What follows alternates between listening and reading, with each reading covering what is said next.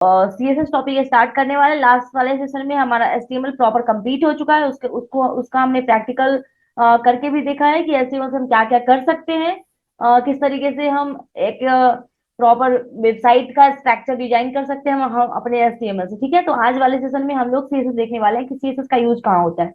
देखो, एचटीएमएल से सिंपल आप बोल सकते हो तो हम सिंपल स्केच बना सकते हैं। जैसे आप नॉर्मली पेंसिल से कैसे स्केच बनाते हो, उसी तरीके से आप स्केच बना सकते हो। लेकिन जो रियल हमें दिखता है, ठीक है, उस तरीके से कलरफुल बनाने के लिए हमें प्रॉपर क्या करना होगा, सीएसएस का यूज करना होगा। ऐसे तो हम बोलोगे कि मैम हम कलर का यूज भी तो करते थे सीएसएस में, एचटीएमएल में, ठीक है, लेकिन वहां पे कितना कॉम्प्लिकेटेड था। अगर आपको सिंपल, अगर आपको एक हेडिंग का बैकग्राउंड चेंज करना होता तो आप नहीं कर सकते थे। ठीक है, बैकग्राउंड चेंज करने के लिए आप पूरा बॉडी का ही, जो हमारे व्हाइट बोर्ड दिखता है वो पूरा बॉडी का ही एक साथ करना पड़ता था। ठीक है, या तो आप एक मार्क्यू टैग का यूज करके मार्क्यू टैग में बैकग्राउंड पे चेंज कर सकते थे, या टेबल में बैकग्राउंड चेंज कर सकते थे। लेकिन अगर आप सिंपल अगर किसी टैग के बैकग्राउंड में अगर कलर चेंज करना चाहो तो नहीं कर सकते थे। ठीक है, फॉन्ट कलर बोलोगे तो सबका फॉन्ट कलर एक साथ चेंज कर सकते थे, लेकिन एक एक करके करना हो फॉन्ट कलर चेंज, तो उस टाइम पे भी हमें फॉन्ट टैग अलग से टैग यूज करना होता है। कितना कॉम्प्लिकेटेड था। इसी के लिए आपको अप्लाई किया गया सीएसएस। सीएसएस क्या करेगा, सीएसएस आपके कोड को इजी करेगा। इजी करने के साथ साथ आपके जो आप अपने अपने वेबसाइट डिजाइन करोगे उसको अट्रैक्टिव बनाएगा, यूजर इंटरफेस को अच्छे से क्रिएट करेगा, और आपका टाइम भी बहुत कम कर लेता है, जिससे कोडिंग स्पीड आपकी फास्ट हो जाती है। कम टाइम में आप ज्यादा कोड कर पाओगे, आपको ज्यादा आउटपुट मिल पाएगा। ठीक है, सीएसएस का फुल फॉर्म होता है कास्केडिंग स्टाइल शीट। स्टाइलिंग मतलब, स्टाइल शीट मतलब क्या, क्या आप इसमें स्टाइलिंग करोगे। ठीक है, हम एचटीएमएल से स्ट्रक्चर डिजाइन करते हैं, लेकिन सीएसएस से हम स्टाइलिंग करेंगे। और ध्यान रखना, सीएसएस इज यूज टू क्या control the style of the क्या कहते हैं of web document is a simply and easy way. आप सिंपल और इजी वे से आप अपने वेबसाइट वेब डॉक्यूमेंट पे स्टाइलिंग कंट्रोल कर सकते हो। ठीक है, CSS allows for developers to control how web page looking or styling the HTML structure of that page। देखो, CSS जो है वो कब अलाउ करता है, कब आप अपने वेबसाइट पे वेब पेज पे काम कर पाओगे, स्टाइलिंग कर पाओगे, जब आपके वेबसाइट में HTML यूज किया होगा। HTML के ऊपर ही आप क्या कर सकते हो, CSS अप्लाई कर सकते हो। बिना विदाउट HTML के आप CSS अप्लाई नहीं कर सकते हो। समझ में आया, क्योंकि बेस आपका पार्ट क्या है, एचटीएमएल ही है। विदाउट एचटीएमएल आप सीएसएस यूज नहीं कर सकते हो। समझ में आ रहा है ना। सिंटेक्स ऑफ क्या कहते हैं सीएसएस, सीएसएस का सिंटेक्स क्या है फिर। तो जैसे आप मैं एक फोल्डर क्रिएट करती हूँ, ठीक है, यहाँ से आप न्यू पर जाना और न्यू से एक फोल्डर क्रिएट करना, या कंट्रोल शिफ्ट एंड प्रेस करोगे तो उससे भी न्यू फोल्डर जनरेट हो जाता है। सीएसएस लर्निंग,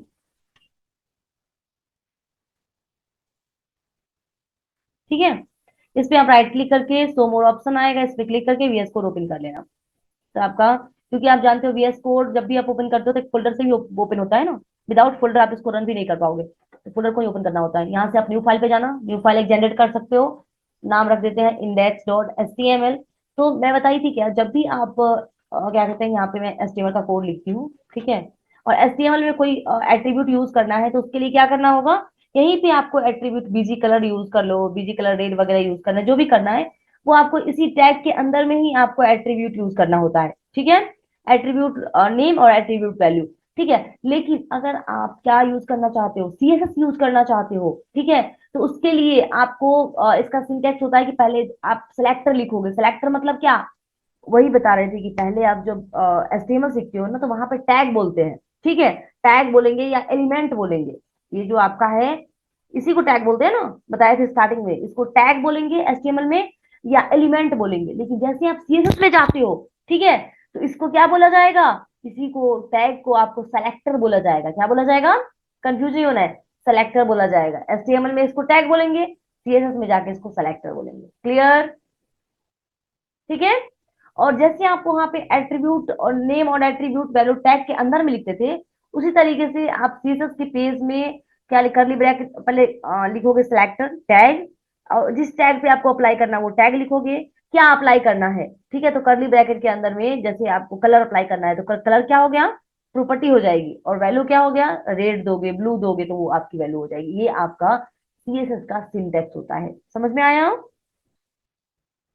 सेलेक्टर क्या होगा? एचटीएमएल टैग जो है वो आपके सेलेक्टर होंगे, जिसपे आपको आपको अपना स्टाइलिंग अप्लाई करना है। जैसे H1 से H2 जो भी टैग है, टेबल टैग हो गया, बॉडी टैग हो गया, ये सारे सेलेक्टर हो जाएंगे। उसके बाद प्रॉपर्टी, प्रॉपर्टी मतलब एट्रीब्यूट नेम, और साथ में वैल्यू, वैल्यू मतलब आपका जो भी वैल्यू है, रेड ब्लू जो भी आप अप्लाई करोगे वो सारे वैल्यू इसके हो जाएंगे। तो ये है हमारा सीएसएस का सिंटैक्स। क्लियर? नेक्स्ट पार्ट आता है कि सीएसएस का टाइप कैसा होता है, कितने कितने टाइप के हमारे सीएसएस होते हैं, किस तरीके से इसका हम यूज करेंगे। तो आपके सीएसएस जो होते हैं वो थ्री टाइप्स के सीएसएस होते हैं। फर्स्ट होता है इनलाइन सीएसएस, ठीक है। सेकेंड होता है इंटरनल सीएसएस, और थर्ड होता है एक्सटर्नल सीएसएस। कौन कौन सा? इनलाइन सीएसएस, इंटरनल सीएसएस, और थर्ड है एक्सटर्नल सीएसएस, ठीक है। अब इनलाइन सीएसएस कब यूज करेंगे और इसका यूज क्यों करते हैं, देखो। जब आपको आपके पेज में एक ही H1 है, ठीक है, या सिंपल आप एक टैग है H1 है, ठीक है, हेलो एवरीवन, ठीक है, इस तरीके से हमने मैसेज पास कर दिया। आप देखोगे तो आपके पेज में हेलो एवरीवन आ गया होगा, सिंगल है। अभी मैं चाहती हूँ कि बस इसी पे हमें स्टाइलिंग अप्लाई करनी है, ठीक है। हो सकता है कि एक और हो, ये वन हो गया और ये टू हो जाए, ठीक है। दो आपके पास आ गया है, बस हमें वन पे ही अप्लाई करना है, सिंगल अप्लाई करना है। तो क्या करेंगे, यहीं पे आप अप्लाई कर सकते हो, इसको बोलते हैं इनलाइन सीएसएस। तो आप जानते हो कि एचटीएमएल में जो भी एट्रीब्यूट लिखना होता है तो एट्रीब्यूट लिखते हैं, इक्वल टू में वैल्यू देते हैं, ठीक है। तो आप इनलाइन सीएसएस यूज करोगे तो सबसे पहले स्टाइल लिखोगे, स्टाइल आपका एट्रीब्यूट नेम हुआ एचटीएमएल के अकॉर्डिंग, ठीक है।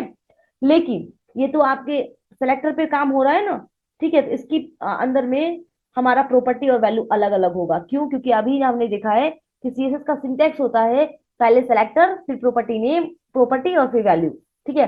तो अभी आपने सेलेक्टर में बता दी, एचटीएमएल के अकॉर्डिंग बताया है कि ये एट्रीब्यूट नेम है, लेकिन सीएसएस के अकॉर्डिंग आपका प्रॉपर्टी अलग से देना होगा, ठीक है।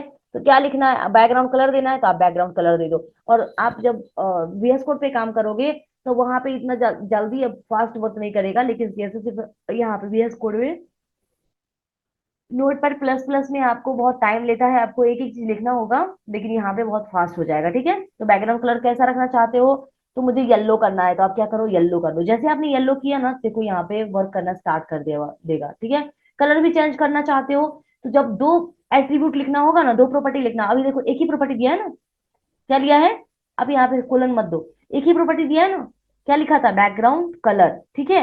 और कोलन के बाद आप वैल्यू दोगे।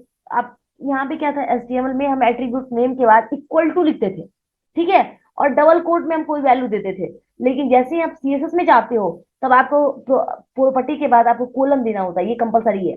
कोलन दोगे तभी आप दूसरा वैल्यू लिख सकते हो, ठीक है। कोलन के बाद ही आप वैल्यू लिख सकते हो।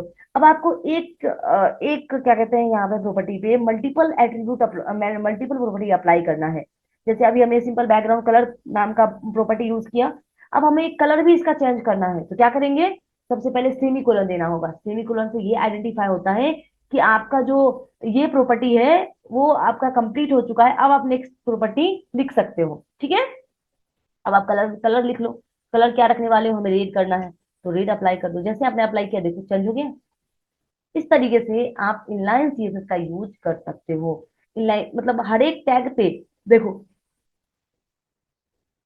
जितने भी टैग होंगे उससे क्या कहते हैं, यहाँ पे अलग अलग प्रॉपर्टी अप्लाई करनी पड़ेगी, ठीक है। कोई होता है ना कि मतलब बहुत बड़ा कंटेंट हम लिखने वाले हैं, लेकिन हम क्या कहते हैं, सीएसएस का पेज नहीं मिल रहा है, तो हम सोच रहे हैं क्या यहीं पे कुछ ऐसा प्रॉपर्टी होता जिससे हमें बस एक ही टैग पे हमें अप्लाई करना है, तो यहीं पे लिख देते। इस टाइम पे हम इनलाइन सीएसएस का यूज करेंगे। क्लियर है? ठीक है। अब आप बोलोगे कि मैम हम कमेंट कैसे करें, क्योंकि मैं स्टार्टिंग में एचटीएमएल में बताई थी कमेंट हम क्यों करते हैं, ताकि जो हमारा प्रोग्रामर होता है उसको आइडेंटिफाई हो पाता है कि क्या कहते हैं, कौन सा सेक्शन कहाँ तक कंप्लीट हुआ है। जैसे आप हेडर बना रहे हो, ठीक है, ये आपका हेडर हो गया, तो हेडर हेडर का कोड यहाँ से स्टार्ट होगा, बहुत लंबा होगा। तो क्या कहते हैं, बताने के लिए कि ये हेडर का क्या कहते हैं, हेडर का आपका क्या कहते हैं कंटेंट है, हेडर का सेक्शन है, इसके लिए हमें कमेंट करते हैं। एचटीएमएल में तो आप जानते हो कि कमेंट इस तरीके से होता है, ठीक है। क्या क्या लिखते हैं, सबसे पहले आप एंगुलर ब्रैकेट लिखते हो, फिर एक्सक्लेमेशन साइन, डबल डैश देते हो, और इसके अंदर में आपको कमेंट लिखना होता है, ठीक है। तो अभी हम कौन सा टॉपिक पढ़ रहे हैं, इनलाइन सीएसएस। तो मैं यहाँ पे मैसेज डाल देती हूँ कि ये कौन सा है टॉपिक है, इनलाइन CSS। क्लियर? ठीक है। आते हैं एक यहाँ पे पेज क्रिएट कर लेते हैं टेक्स्ट करके, my.txt। ठीक है, अब इस पे आ जाओ। अब हमारा सेकंड पार्ट क्या है? सेकंड आता है क्या कहते हैं, इंटरनल CSS। क्या आता है? Internal CSS। अब ये इंटरनल CSS क्या होता है? इनलाइन CSS में किसी को कोई कंफ्यूजन है? इनलाइन CSS में किसी को कोई कंफ्यूजन है?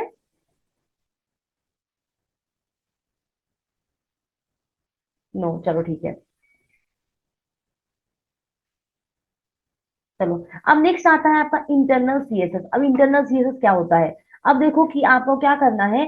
आप अभी तो हमने सिंपल बताया कि इनलाइन CSS का यूज कब करेंगे, जब एक यूनिक क्या कहते हैं स्टाइल यूज करना होगा, या एक ही सिंगल आपको क्या कहते हैं एलिमेंट पे काम करना है। अभी हमें सिंगल एलिमेंट पे काम करना था, इसलिए हमने सिंपल H1 पे ही काम करना था, इसलिए हमने यूज कर लिया। ठीक है। तो हम उसको प्रॉपर्टी यूज करेंगे यहाँ पे स्टाइल, और इक्वल टू में हम क्या कहते हैं प्रॉपर्टी और वैल्यू लिखेंगे। एट्रीब्यूट नेम जो होगा स्टाइल स्टाइल होगा। ठीक है। नेक्स्ट पार्ट आता आता है इंटरनल CSS। इंटरनल CSS का रूल होता है कि ये हम HTML के पेज के अंदर में ही लिखते हैं। अभी क्या था, इनलाइन CSS जो था वो हम एक एलिमेंट के अंदर में, मतलब टैग के अंदर में लिखते थे ना। ठीक है, एट्रीब्यूट नेम। लेकिन जो हमारा इंटरनल CSS होता है वो सिंगल टैग से, अब टैग के लिए अप्लाई नहीं होता है, एक HTML पेज के लिए अप्लाई होता है। मतलब इस पेज में जितने टैग यूज करेंगे, जितने भी आप क्या कहते हैं एलिमेंट यूज करोगे, उस पर कोई स्टाइलिंग यूज करना है, इसके लिए हमें यूज करना होता है इंटरनल CSS। इंटरनल CSS कैसे यूज करेंगे? तो इंटरनल CSS को हम स्टाइल टैग के अंदर में लिखना होगा। जैसे अभी हमने क्या लिया था, स्टाइल। अभी देखो हमने H1 जो यूज किया था, तो इसके अंदर में आपको स्टाइल देना हुआ था ना, स्टाइल एट्रीब्यूट देना हुआ। और फिर आपने इसके अंदर बताया कि इसका कलर जो है, प्रॉपर्टी और वैल्यू आपने बाद में लिया था। ठीक है।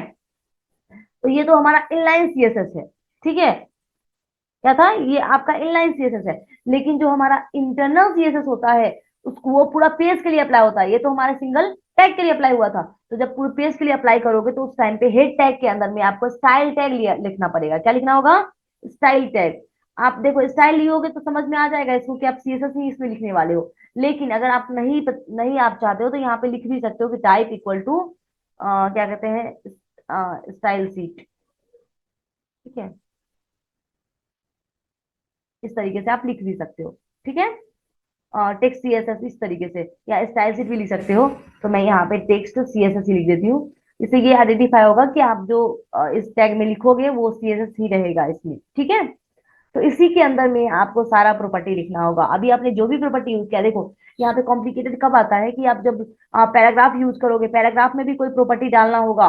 ठीक है, सेम प्रॉपर्टी यूज करना है। समझ में आ रहा है? सेम प्रॉपर्टी हमें डालना है। लेकिन क्या करना पड़ रहा है यहाँ पे, यहाँ से भी कलर चेंज कर सकते हो, लिखना भी नहीं पड़ेगा, यहाँ से भी कलर चेंज कर सकते हो। देखो, दोनों में सेम प्रॉपर्टी अप्लाई करना था। ठीक है, हो सकता है कलर भी सेम होगा, लेकिन हमें क्या करना पड़ रहा है, अलग अलग यूज करना पड़ रहा है। किसमें? यहाँ पे जब आप इनलाइन CSS यूज करते हो तो ये ज्यादा कॉम्प्लिकेटेड हो जाता है। इसी के जगह पे आप क्या कर सकते हो, इंटरनल CSS यूज कर सकते हो। इंटरनल CSS हम देखो यहाँ पे, तो आप क्या H1 लिखोगे, H1 में कुछ पैराग्राफ लिखना है तो पैराग्राफ के लिए LOREM तो लिखते हैं ना, 3 वर्ड का हम लिखते हैं। फिर हमें क्या करना है, एक पैराग्राफ भी लिखना है तो पैराग्राफ आप लिख लो। ठीक है, दोनों का कलर हमें सेम रखना है, बैकग्राउंड थोड़ा सा डिफरेंट हो बट कलर सेम होना चाहिए। ठीक है, दोनों का कलर सेम करना है। इसके लिए क्या करोगे, डायरेक्टली आप यहाँ पे आ जाओ, स्टाइल के अंदर में आओगे, और यहाँ पे आने के बाद कौन से किस सेलेक्टर पे काम करना है, हमें H1 पे काम करना है। तो कर्ली ब्रैकेट बताए थे ना, इसी तरीके से यूज किया जाता है। पहले आपको सेलेक्टर, सेलेक्टर नेम, और फिर यहाँ पे प्रॉपर्टी वैल्यू। क्या करना है, हमें कलर लिखना है। कलर कौन सा, रेड हमें लिखना है। देखो आ गया। ठीक है, ये कितना इजी है। अभी देखो कि ये प्रॉपर काम कर गया। अभी आपको पैराग्राफ पे भी करना होगा, सेम प्रॉपर्टी करना है। तो आपको अभी कॉपी पेस्ट कर दो, इसके बाद एक बार बारे में बताते हैं। पैराग्राफ पे भी कर लो। तो बोलोगे कि मैम ऐसा नहीं है कि कोई कोई मतलब कोई ऐसा इंटरनल CSS होना चाहिए ना कि दोनों को एक साथ काम करे। मतलब अभी हमें क्या करना पड़ रहा है, इंटरनल CSS तो यूज कर रहे हैं, लेकिन हमें दोनों के लिए अलग से कोड लिखना पड़ रहा है। H1 के लिए अलग, पैराग्राफ के लिए अलग।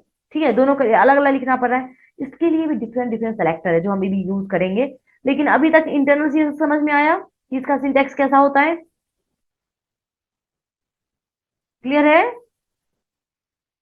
इंटरनल सीएसएस पूरे पूरे पेज के लिए अप्लाई होता है। और साथ में क्या कहते हैं, अगर कोई डाउट होगा तो दोबारा पूछ सकते हो।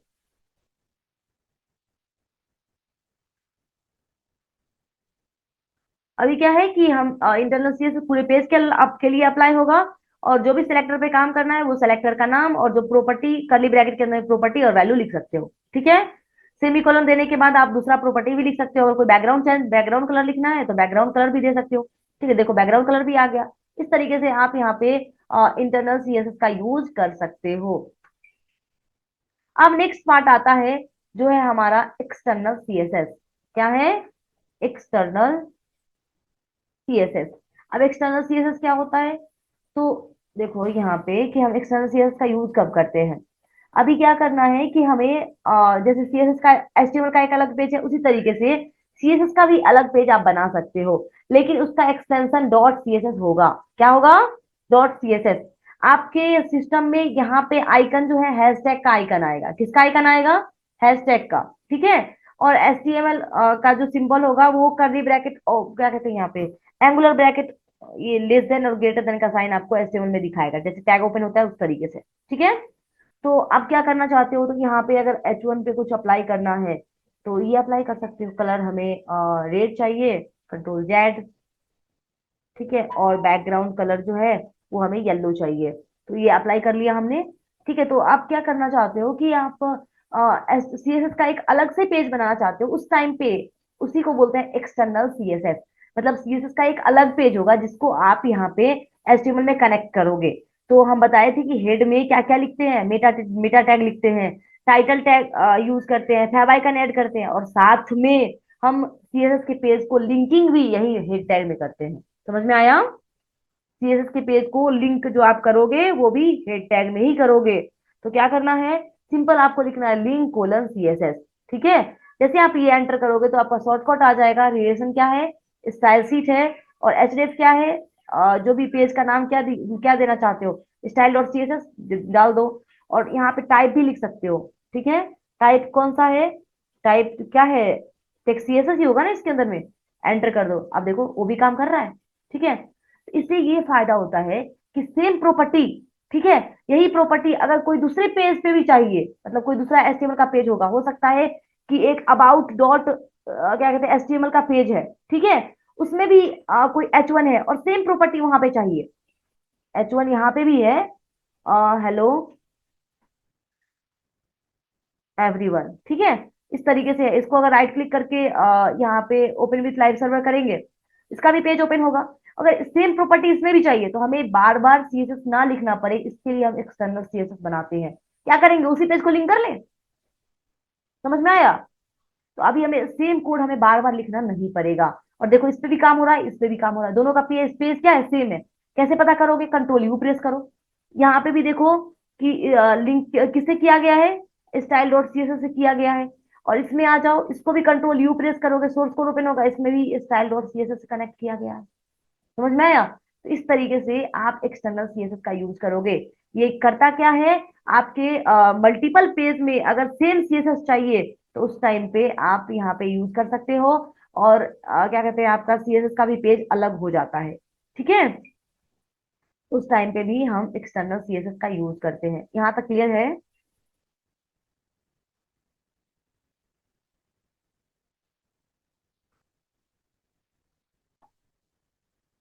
ओके चलो ठीक है। तो ये होता है हमारा क्या कहते हैं इंटरनल और इनलाइन इंटरनल और एक्सटर्नल सीएसएस। ठीक है? ये हमारे सीएसएस के टाइप्स थे। अब एक चीज गौर करना, यहाँ पे मैं आती हूँ, थोड़ा सा नीचे आती हूँ, तो आपको बोलेगा @import रोल, ये क्या होता है? ठीक है? तो अगर आपको क्या कहते हैं, हो सकता है क्या, आप जब मल्टी बहुत सारे वेबसाइट पे काम करोगे, बहुत बड़े वेबसाइट रहेंगे, जैसे आप यहाँ पे फॉर एग्जांपल कि मैं एचटीएमएल को यहाँ पे ओपन करती हूँ, यहाँ पे सीएनसी वेबसाइट को ओपन करते हैं। ठीक है? सीएनसी वेबल.com, कंट्रोल यू प्रेस करोगे तो इसमें भी सीएसएस का पेज होगा। ठीक है? और वो भी हेड में ही लिंक होगा, क्योंकि आपका सीएसएस का यहाँ पे बताया है कि आप हेड में ही लिंक कर सकते हो। देखो यहाँ पे है सीएसएस का पेज, cnc.css, इस तरीके से नाम है। तो देखो एक पेज के अंदर में ना मल्टीपल सीएसएस का पेज भी आप ऐड कर सकते हो, कोई प्रॉब्लम नहीं है। ठीक है? यहाँ पे हो सकता है कि कोई दूसरा पेज होगा, उसको भी ऐड कर सकते हो।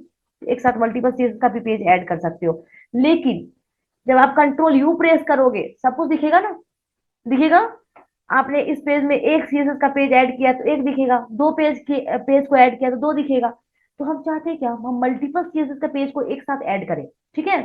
लेकिन वो हमें सोर्स कोड पर ना दिखना चाहिए।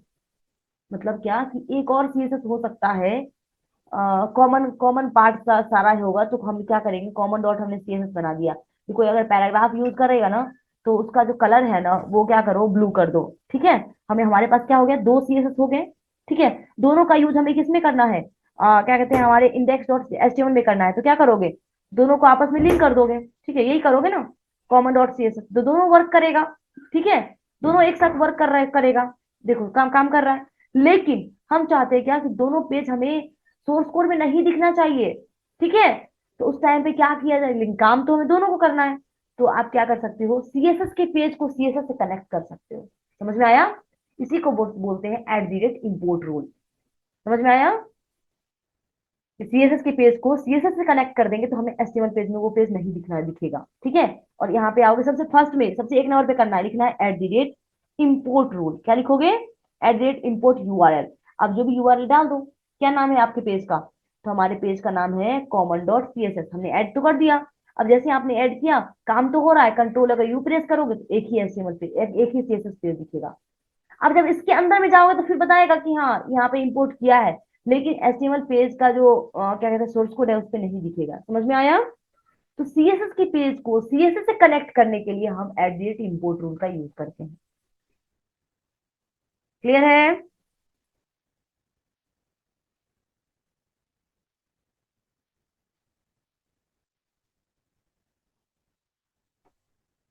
यहाँ तक क्लियर है सबको? आगे बताएं। चलो ठीक है। तो ये होता है हमारा at the rate import rule. Next part है कि हम क्या कहते हैं यहाँ पे प्रॉपर क्या कहते हैं कौन कौन से क्लास यूज कर सकते हैं या क्या क्या आप यूज कर सकते हो। अब यहाँ पे आप देखो, अगर आप फॉन्ट साइज वगैरह यूज करना चाहते तो वो भी कर सकते हो, ठीक है। अभी हम एक्सटर्नल यूज करें कि नहीं करें, चलो हम यहाँ पे इंटरनल सीएसएस यूज करें क्योंकि एक ही पेज पे काम कर रहे हैं ना। तो हम इंटरनल पे ही आ जाते हैं, ठीक है। और इसी में आओगे, स्टाइल यूज कर लो और स्टाइल के अंदर में काम करो। पैराग्राफ का हमें साइज बढ़ाना है तो क्या करोगे, यहाँ पे आप फॉन्ट साइज नाम का एट्रीब्यूट है, यहाँ पे प्रॉपर्टी बहुत इजी है, ठीक है। बस आप नाम के अकॉर्डिंग सोचो और आ जाएगा, ठीक है। फॉन्ट साइज कितना रखना चाहते हो, तो देखो बहुत सारा मेजरमेंट है यहाँ पे, सीएसएस में बहुत सारा मेजरमेंट किया गया, उसके अकॉर्डिंग से आप अपने फॉन्ट साइज वगैरह या किसी का इमेज का विड्थ रखना है, हाइट रखना है, तो वो सब रख सकते हो। सबसे फर्स्ट पार्ट आता है कि परसेंटेज। परसेंटेज मतलब क्या, कि अगर आप रख दोगे यहाँ पे 100%, ठीक है। आपने क्या किया कि क्या कहते हैं यहाँ पे पैराग्राफ का क्या कहते हैं यहाँ पे रख दिया फॉन्ट साइज 100%, तो इससे क्या होगा, होगा क्या कि आपके जो भी फॉन्ट होंगे वो 100% पे रहेंगे जो ऑलरेडी रहता है, ठीक है। अगर आपने कर दिया यहाँ पे 50%, तो ये क्या होगा कि पहले वाले से भी 50 हो जाएगा, इसकी साइज 50 हो जाएगी, ठीक है। अगर आपने कर दिया 200% ठीक है, तो ये क्या करेगा कि जितना रहता है उसका दोगुना साइज बढ़ जाएगा। इस तरीके से आप परसेंटेज नाम के मेजरमेंट का यूज कर सकते हो, ठीक है। इसके बाद आता है सीएम। सीएम मतलब सेंटीमीटर, ठीक है। अगर आपको यहाँ पे क्या कहते हैं 2 सेंटीमीटर आपको यहाँ पे यूज करना है फॉन्ट साइज, ठीक है, तो आप 2 सीएम यूज कर सकते हो। देखो कितना बड़ा बड़ा आपको साइज मिलेगा, तो आप सेंटीमीटर भी यूज कर सकते हो, ठीक है। ऐसा नहीं कि हम पिक्स फॉन्ट साइज में ही आपको किसी इमेज का विड्थ बनाना है तो उस टाइम पे भी सीएम वगैरह यूज कर सकते हो, लेकिन सीएसएस में एचटीएमएल में कीमत यूज कर देना, ठीक है। सीएसएस में ही आपको यूज करना। ईएम आता है, ठीक है, ईएम भी आप यूज कर सकते हो। अब देखो यहाँ पे मैं क्या करती हूँ, ईएम यहाँ पे हम यूज करना चाहते हैं, ठीक है। ईएम आता है, यहाँ पे ईएम जो होगा काफी छोटा होता है, सीएम बहुत बड़ा होता है, सीएम सेंटीमीटर आता है बहुत बड़ा होता है, ठीक है। ईएम आप यूज कर सकते हो। ईएम के बाद आरईएम भी यूज कर सकते हो, ठीक है। आरईएम और ईएम दोनों सेम ही होता है, दोनों का साइज सेम रहता है, तो ये भी यूज कर सकते हो। इंच यूज कर सकते हो, आईएन, ठीक है। मिलीमीटर यूज कर सकते हो। समझ में आ रहा है? पिक्सल हमेशा रहेगा, पिक्सल तो बार बार हम यूज करेंगे। पीटी यूज कर सकते हो, जिसको बोलते हैं यहाँ पे पॉइंट में जो रहेगा, पॉइंट इंच में रहेगा। तो ये सारे आप यहाँ पे मेजरमेंट यूज कर सकते हो। क्लियर है? ठीक है। तो इस तरीके से आप अपने फॉन्ट साइज वगैरह में मेजरमेंट वगैरह यूज कर सकते हो।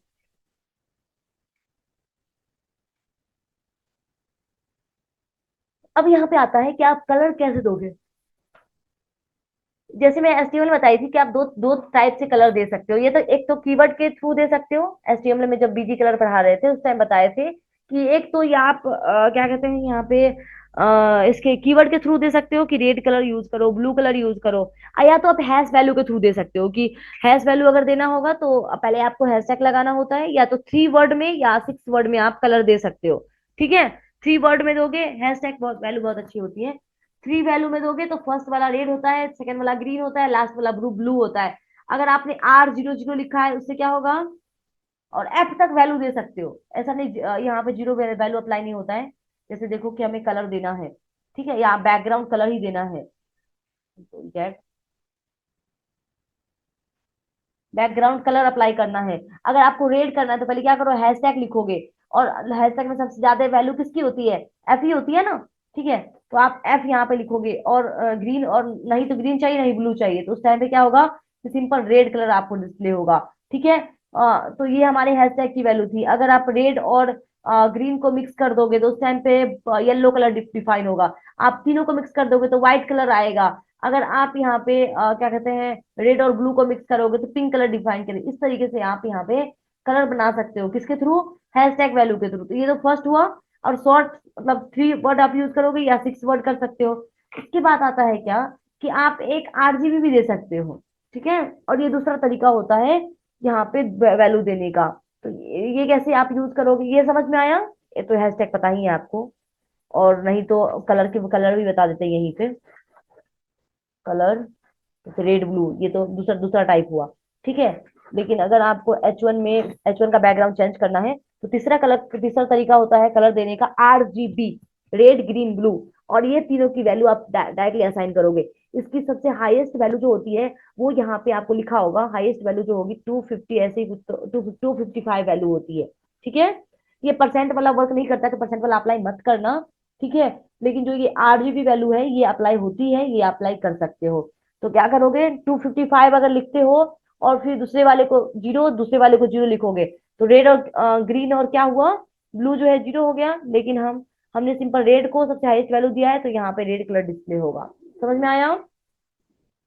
अगर आपने इसको क्या किया, 100 में कन्वर्ट कर दिया तो इससे क्या होगा, हल्का लाइट डार्क आ जाएगा।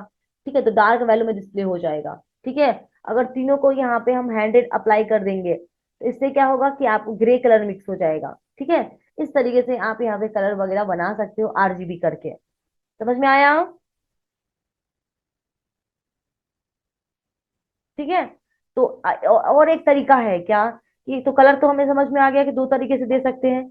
और एक और वैल्यू होती है कि आप यहाँ पे ओपेसिटी भी अप्लाई कर सकते हैं। ओपेसिटी समझ में आता है, ओपेसिटी समझ में आता है। जैसे कलर के साथ साथ बैकग्राउंड भी दिखना चाहिए। ठीक है, अब फॉर एग्जाम्पल कि अभी हमें बैकग्राउंड बैकग्राउंड प्रॉपर्टी नहीं बता रहे हैं, तो बैकग्राउंड ऐड करना तो पता है ना। बीजी कलर अगर बॉडी में डालेंगे तो सिंपल व्हाइट बोर्ड जो है वो, उसका हम कलर चेंज कर सकते हैं। लेकिन उसी में अगर आपको व्हाइट बोर्ड के बैकग्राउंड में अगर कोई इमेज देना है तो वहां पे आपको क्या लिखना पड़ता है, बैकग्राउंड लिखना पड़ता है। और इसमें URL देना पड़ता है। हमारे पास इमेज तो नहीं है, तो हमें इमेज लाना होगा। तो आप आ जाओ गूगल पे और क्या सर्च करोगे, नेचर इमेज। ठीक है, और जो भी आपको इमेज अच्छा लगे वो आप यहाँ से सेलेक्ट कर लो। इसकी साइज हमें तो थोड़ी सी बड़ी चाहिए, डेस्कटॉप वॉलपेपर। ठीक है, इस तरीके से आप सर्च करना तो उसके अकॉर्डिंग, मतलब जितनी वॉलपेपर की साइज होती है उसके अकॉर्डिंग वो आपको डिस्प्ले करेगा। ठीक है, मैं इस पे आती हूँ, देखो ये साइज नहीं, ये भी 400 से ही, मतलब 400 ही है। हमें कम से कम तो 1000 पिक्सल का साइज चाहिए। हाँ, ये काफी अच्छा है। यहाँ पे 1600 जिसकी क्या कहते हैं विथ है, देखो 1600 है। अब सेम लोकेशन पे तो हमारा फाइल जो है डेस्कटॉप पे तो है, लेकिन CSS लर्निंग करके फोल्डर है। क्या रखना चाहते हो, BG नाम कर देते हैं, सेव कर देते हैं। ठीक है, यही हम यूज करने वाले हैं अपने बैकग्राउंड में। तो बैकग्राउंड वाले में आ जाओ और यहाँ पे डायरेक्टली आप डाल दो BG, WPG। ठीक है, तो हमारे बैकग्राउंड में एक इमेज आ जाएगा। तो आप चाहते हो क्या कि हमारे इमेज के बैकग्राउंड भी थोड़ा थोड़ा दिखे, मतलब इसमें कलर तो हमने दिया है ना, ये जो पैराग्राफ है उसको बैकग्राउंड असाइन किया है, लेकिन साथ में हमें बैकग्राउंड थोड़ा सा दिखना चाहिए। ठीक है, तो इसके लिए हमें ओपेसिटी अप्लाई करना होता है। ठीक है, कैसे अप्लाई करोगे, तो बैक यहाँ पे आप नहीं अप्लाई कर सकते हो, इसमें अप्लाई कर सकते हो। जब आरजीबी यूज करोगे ना, यहीं पे आप ए डाल दोगे तो ए से ओपेसिटी होता है। इसकी वैल्यू आप जीरो से लेके कितना कर सकते हो, जीरो से लेके यहाँ पे आप वन तक कर सकते हो। अगर जीरो अप्लाई करोगे तो इसकी बैकग्राउंड नहीं आएगी, देखो इसको बैकग्राउंड ही नहीं आया क्योंकि जीरो हमने रख दिया था। अगर हमने 0.5 रखा है तो थोड़ा सा बैकग्राउंड भी आएगा और थोड़ा सा आपको कलर भी आएगा। देखो ग्रे कलर भी आ रहा है और साथ में ओपेसिटी हो गया, देखो पीछे का भी दिख रहा है ना। इस तरीके से आप ओपेसिटी अप्लाई कर सकते हो। ठीक है, अगर मैं कलर इसका व्हाइट कर दूं तो आपको अच्छे तरीके से दिखेगा, देखो दिख रहा है ना। इस तरीके से आप बैकग्राउंड भी यूज कर सकते हो। समझ में आया? तो ये आरजीबी का फायदा होता है कि आरजीबी के साथ साथ आप यहाँ पे ओपेसिटी, इसको ए जो लिखते हो ना उसको ओपेसिटी बोलते हैं, ओपेसिटी भी यूज कर सकते हो। ठीक है, अगर आप वन कर दोगे तो वन से नहीं आएगा, फिर जियो में तो वो बैकग्राउंड को डिस्प्ले नहीं करेगा, वन रखोगे तो कुछ भी दिखेगा ही नहीं, क्योंकि वन इसकी हाईएस्ट वैल्यू होती है ना। ठीक है, तो इससे कम रखना है, 1.6 रख लो, 7 रख लो। ये थोड़ा सा बैकग्राउंड भी दिखेगा आपको और साथ में क्या कहते हैं आपका कलर भी दिखेगा। तो इस तरीके से आप ओपेसिटी का यूज कर सकते हो।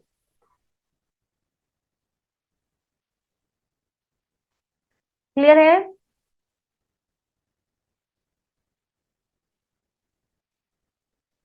ओके, आप देखो यहाँ पे बहुत सारा कलर है, जो चाहिए उसका यहाँ पे आप हैश कोड दिया है, आप यहाँ से ले सकते हो। ऐसे तो ये आप अपने अकॉर्डिंग मिक्स कर सकते हो, लेकिन आप अगर आपको फास्टली वर्क करना है और कुछ समझ में नहीं आ रहा है, ऐसा कलर चाहिए, तो यहाँ पे आपका हैश कोड लिखा है, आप यहाँ से डायरेक्टली लिख सकते हो। ठीक है, और आरजीबी ए के बारे में बताएं कि ओपेसिटी का सिंटेक्स होता है, अल्फा बोलते हैं इसको, लेकिन ये ओपेसिटी ओपेसिटी में काम करता है। आप जीरो से लेके इसको क्या कहते हैं यहाँ पे वन तक वैल्यू दे सकते हो। तो यहाँ पे भी आरजीबी ए है कि आप किस तरीके से डालोगे तो कौन सा कलर डिस्प्ले करेगा, वो सारा यहाँ पे लिखा है, आप यहाँ पे यूज कर सकते हो। समझ में आया? यहाँ तक क्लियर है सबको?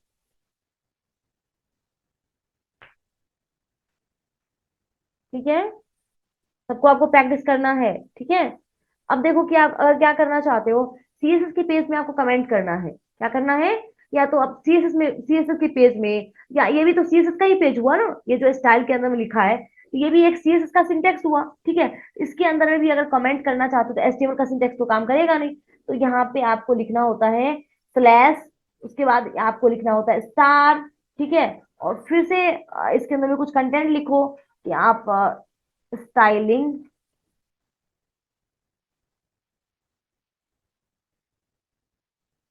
Apply on element.